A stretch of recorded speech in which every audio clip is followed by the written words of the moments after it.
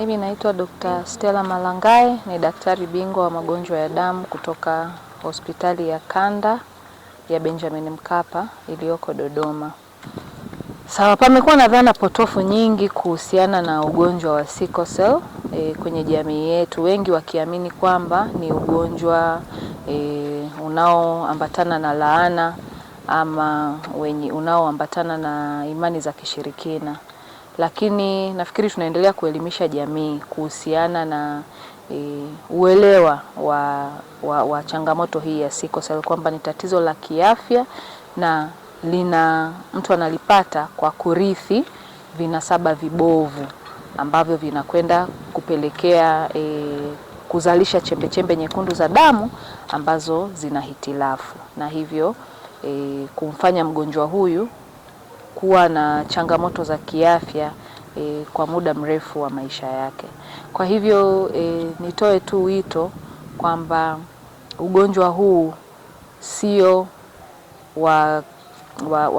hauletwi na imani za kishirikina, wala sio kwamba mtu amelogwa.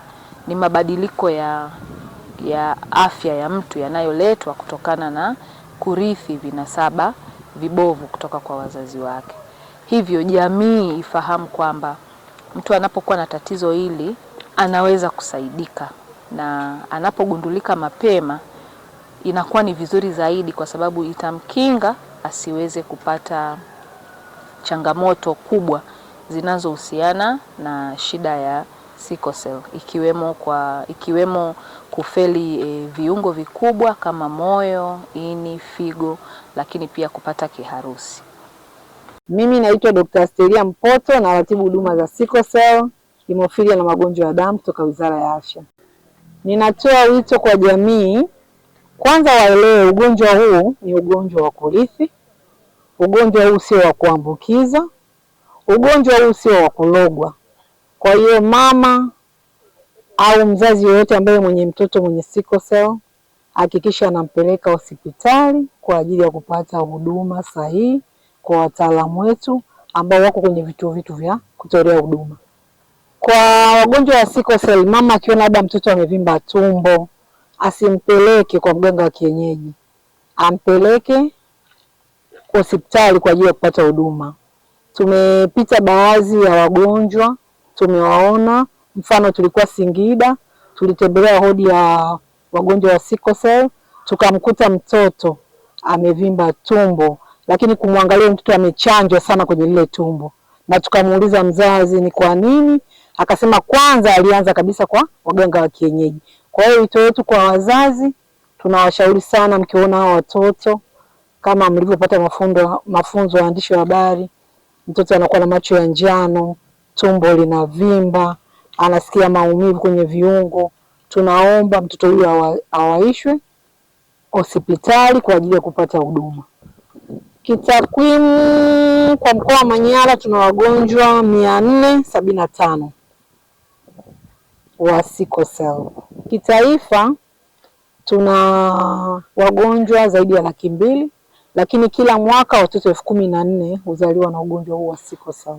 Wagonjwa wengi wanaokuja mpaka anakuja hospitali ya rufaa ya mkoa, siwezi kuwataja, idadi sio kubwa sana, lakini wengi wanakuja. Kwa mfano, tukio kubwa sana moja ni kuvimba kwa bandama. Wanakuja tayari wamevimba bandama, lakini kuishiwa na damu.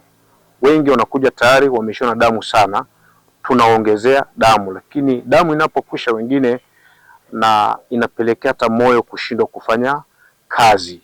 Lakini mbaya zaidi, tuna wagonjwa ambao wamekuja wanapata kama kiharusi, ni stroke, ambayo tunaona kwa watu wazima.